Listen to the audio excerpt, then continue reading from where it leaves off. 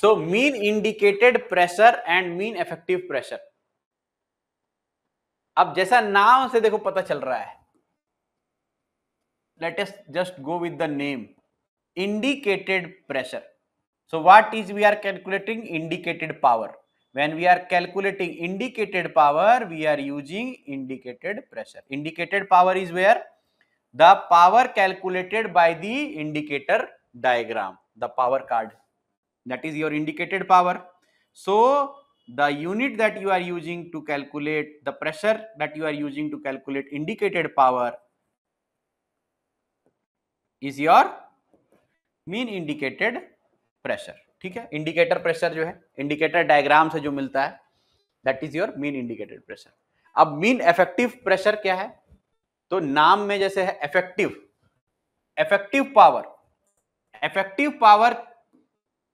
When we are calculating effective power, then we are using mean effective pressure.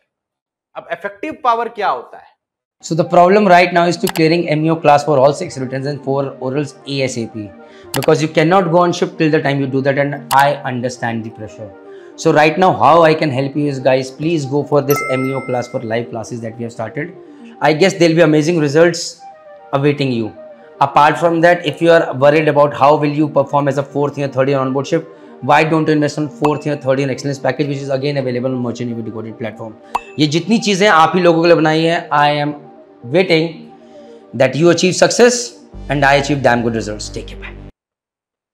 Effective power क्या होता है? जो break horse power हम लोग क्रैंक शाफ्ट पे मिलता है, या जो किलोवाट पावर या ब्रेक हॉर्स पावर, जो इफेक्टिव पावर होता है after the frictional losses in the engine और द मैकेनिकल एफिशिएंसी से मल्टीप्लाई करने के बाद, the effective power that we get on the crankshaft is your effective power. To calculate the effective power, so as you have said, no, कि जो average pressure piston पे all along the stroke लग रहा होता है उसको effective pressure बोलते हैं, और जो इंडिकेटर कार्ड के अंदर जो प्रेशर होता है इंडिकेटर इंस्ट्रूमेंट के अंदर, उसको बोलते हैं इंडिकेटेड प्रेशर। तो इफेक्टिव प्रेशर जो है इफेक्टिव पावर कैलकुलेट करने के लिए यूज होता है। अब दोनों के बीच में क्या डिफरेंस या सिमेट्री है? मीन इफेक्टिव प्रेशर जो है always will be less than your indicated pressure, क्योंकि indicated pressure is your theoretical pressure that is calculated in your indicator diagram, but actual pressure is your mean effective pressure that is calculated by one formula. Frictional losses are the losses through which your mechanical efficiency is calculated. So this is dependent on engine type. There is a K1 constant given by the engine maker. When you subtract the K1 value from mean effective pressure, mean indicated pressure, then you get the mean effective pressure. ये देखो यहाँ पे effective power, mean effective pressure यहाँ गलत लिखा है, और ये सब प्लान का जो फॉर्मूला है, और उसके बाद K1 is the frictional constant for the main engine. It is found by the manufacturers data. Generally K1 की वैल्यू 1 बार है, तो अगर mean indicated pressure is 5 bar minus your frictional losses is 1 bar, so mean effective pressure will be 4 bar. So mean effective pressure is equal to mean indicated pressure minus frictional losses. इसको reverse calculate भी कर सकते हैं कि break horse power आपके पास आ जाता है mechanical efficiency से मल्टीप्लाई करने के बाद, right.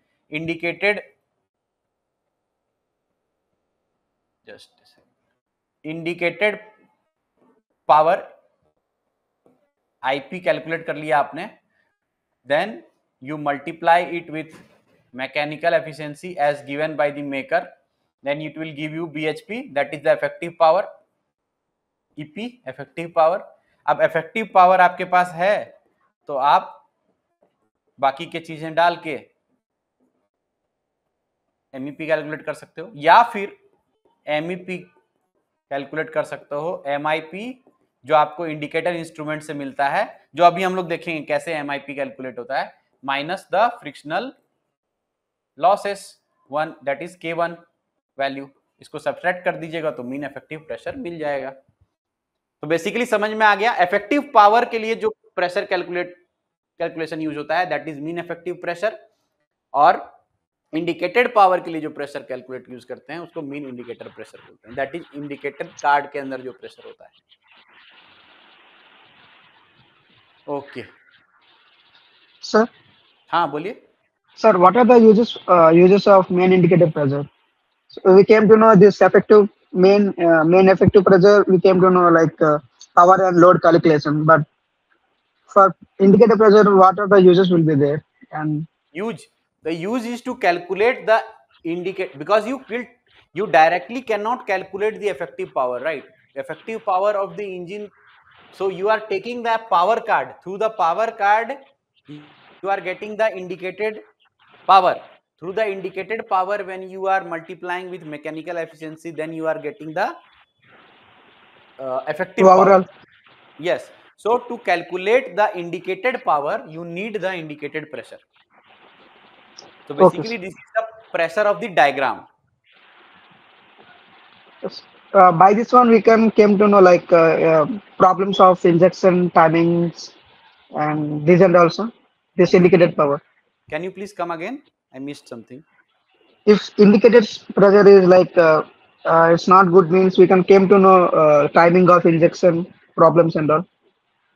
Indicated pressure is not okay. That means your indicated power will reduce. Your diagram will be, when you compare it with the original diagram, it will be showing the less value. Yes, of course, it will be indicating that that either is the fault with your indicator instrument, or is there any fault with the engine unit, like your timing, fuel timing has changed, or your anything is there, misalignment is there, or something is loose, or mechanical components are having more issues. So in that case you will be getting lesser mean indicated different pressure. Value. Yes, that is correct. Yes, through the mean indicated pressure we can get these values, these understandings, these findings. Yes, thank you, sir. Okay. So we will now study about, yesterday I told you how to take indicator card. So for indicator card you use this indicator instrument. Yes, this indicator instrument has got this nut, it is fitted on the indicator cock. Okay, then there is a spring, and this is the stylus, that pen that I was talking about. This is a drum where you insert your card, okay, paper, indicator paper, and this stylus will continuously move in up and down direction. Okay, then this is got a code, मतलब एक रस्सी है, धागा, ये आप कहां पे attach करते हो? इंडिकेटर कैम के पास, यहां पे देखो, ये this is the exact location. Sometimes they ask what is the location of your indicator drive for calculating the power card. This is just beside your fuel pump. तो ये cam shaft में देखोगे तो आपका एग्जॉस्ट कैम, फ्यूल कैम, और उसके बाद एक सेपरेट कैम होता है, ये बोलते हैं इसको इंडिकेटर कैम. ये इंडिकेटर कैम, ये वाला इंडिकेटर कैम है, ठीक है. So this will be plotting your power card. For plotting power card you have to attach the code in the indicator instrument to this indicator drive here. तो जैसे ही ये movement करेगा, आपका ये लॉक्ड पोजीशन पे रहता है, इसको उठा देते हो आप, पुल करके इससे अटैच कर देते हो, तो ये मूव करता है. तो जैसे ये मूव करेगा आपका, it will be simultaneous in operation with the camshaft. So you will get a power card, है ना. ऐसा आप पावर कार्ड ड्रॉ, ऐसा पावर कार्ड मिलेगा आपको. This is how it actually plots. So it is showing the movement when your piston is, we have placed the cylinder horizontally, so it will be showing the length of stroke, the complete process of the power in the engine. Now come to calculation of the power. ठीक है, अब आपने एक power card plot कर लिया. When you plotted the power card in your as an indicator card, this will look like this. This is a power card diagram. This will look like this. Then you use one special instrument. इसको क्या बोलते हैं class? इसको क्या बोलते हैं? Anybody? What is this special instrument called to measure the power?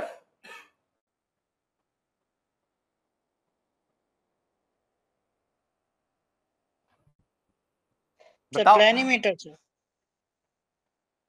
Correct. So you have to calculate the area of the diagram through the planimeter. Planimeter क्या होता है? एक इस तरह का इंस्ट्रूमेंट है, इसमें एक वर्नियर गेज है. So as you are moving the arm, adjustable arm, this vernier gauge will start reading the value. एक फिक्स एंड है, ये फिक्स एंड है. Okay, loaded point fix end कर दिया, और एक एंड पे यहाँ पे मैग्नीफाइंग ग्लास है और एक पॉइंटर है इसके सेंटर में.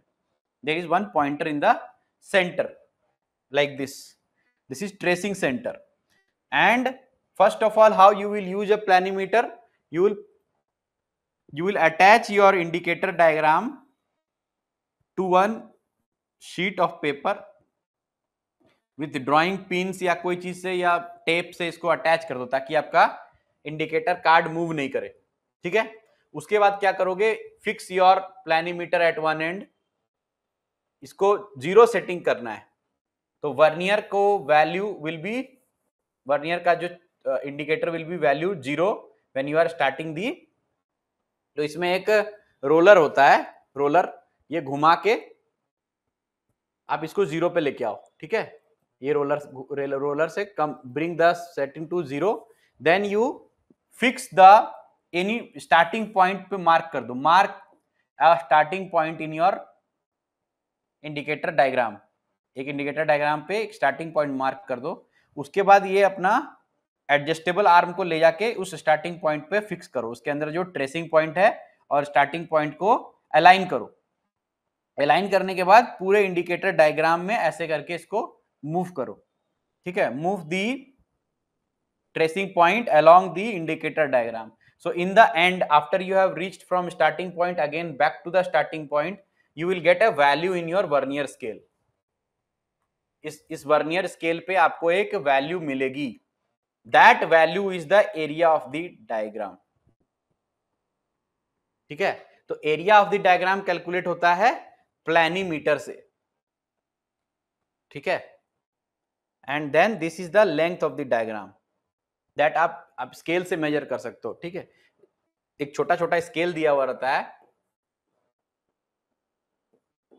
आपके इंडिकेटर बॉक्स में, जहां पे इंडिकेटर इंस्ट्रूमेंट होता है, वहां से आप इसको mm लेंथ में स्केल से मेजर कर सकते हो लेंथ ऑफ द डायग्राम. तो लेंथ ऑफ द डायग्राम मिल गया हमको, एरिया ऑफ द डायग्राम मिल गया प्लानीमीटर से. अब क्या कैलकुलेट करना है हमको? Mean indicated pressure. Mean indicated pressure क्या है? आपका प्रेशर ऑफ द डायग्राम, जो कि हाइट ऑफ द डायग्राम बोलते हैं.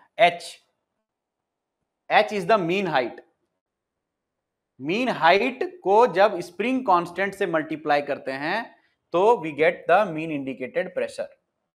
ओके, स्प्रिंग कांस्टेंट कहां से मिलता है? स्प्रिंग कांस्टेंट मिलता है आपको इंडिकेटर बॉक्स से. इंडिकेटर का जो इंडिकेटर इंस्ट्रूमेंट का बॉक्स होता है, इसमें जो भी स्प्रिंग इंस्टॉल्ड होगी उसका एक स्प्रिंग कांस्टेंट वैल्यू यहां पे दिया हुआ रहता है. तो हाइट ऑफ द डायग्राम कैसे मिलता है? Area upon the length of the diagram. That is the height of the diagram, mean height. Diagram area upon diagram length will give you mean height. Mean height multiplied by spring constant will give you mean indicated pressure of the diagram. Height multiplied by spring constant. ठीक है, अब हमको mean indicated pressure मिल गया. इससे हमको calculate करने में आसानी हो जाएगा. मीन इंडिकेटेड, तो ये सेम चीज बता रहा है, मीन इफेक्टिव प्रेशर और मीन इंडिकेटेड प्रेशर में कैलकुलेशन में क्या डिफरेंस है. Mean indicated pressure minus frictional losses is equal to mean effective pressure. For this engine type they have taken 1 bar as the frictional losses. Mean effective pressure is equal to mean indicated pressure minus frictional losses. This is the manual page that is included here. PE, mean effective pressure, is equal to PI, mean indicated pressure, minus K1. K1 is the mean frictional loss. Mean frictional loss by experience has to be found around 1 bar independent of the engine load. ठीक है, frictional loss 1 बार का accepted किया है maker ने, तो mean effective pressure will be mean indicated pressure minus frictional losses. अब हमको calculate करना है हमारे फॉर्मूला पे, indicated pressure is equal to mean indicated pressure multiplied by length of stroke into area, cross sectional area into number of strokes per second. तो इसके बाद का calculation I think you are all good at. Mean indicated pressure आपको मिल गया वहां से. Mean indicated pressure is equal to height of the diagram multiplied by the spring constant. Height of the diagram कैसे मिल गया? Area of the diagram calculated by planimeter divided by the length of the diagram. ठीक है, तो mean indicated pressure multiplied by the length of the stroke multiplied by the area of the cylinder pi d square by 4, ये area, और ये length in mm या stroke length जो कि बोलते हैं हम लोग, और n जो हो गया number of strokes per second.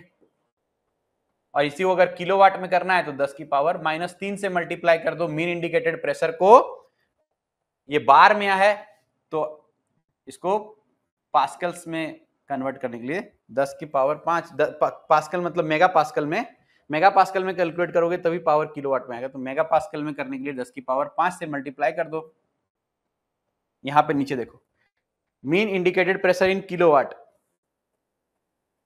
Mean indicated pressure in kilowatt multiplied by 1 into 10 to the power 5 pi d square by 4 multiplied by length of the stroke into number of stroke divided by 60. 10 की power 3 करते हैं इसको kilowatt में convert करने के लिए. That will come in the what divided by 10 to the power 3. 10 to the power -3 मतलब 1000 से डिवाइड करते हैं. तो ये एक्चुअली यहाँ पे लिखा है कि actual formula is mean indicated pressure multiplied with number of stroke multiplied by K2. K2 is the cylinder constant to obtain power. K2 calculate करते हैं ये, क्योंकि एरिया इंटू लेंथ ये तो हर बार कॉमन ही होगा इंजन के लिए ना, चाहे आप कितना ही आरपीएम पे मूव कर रहे हो इंजन स्पीड. तो A इंटू एल को K2 बोल देता है यहाँ पे. तो हमको उतना कंफ्यूज नहीं होना है, हमको बस अपना फॉर्मूला याद रखना है, P into L into A into N, where P in the case indicated power is calculated, it is MIP, mean indicated pressure.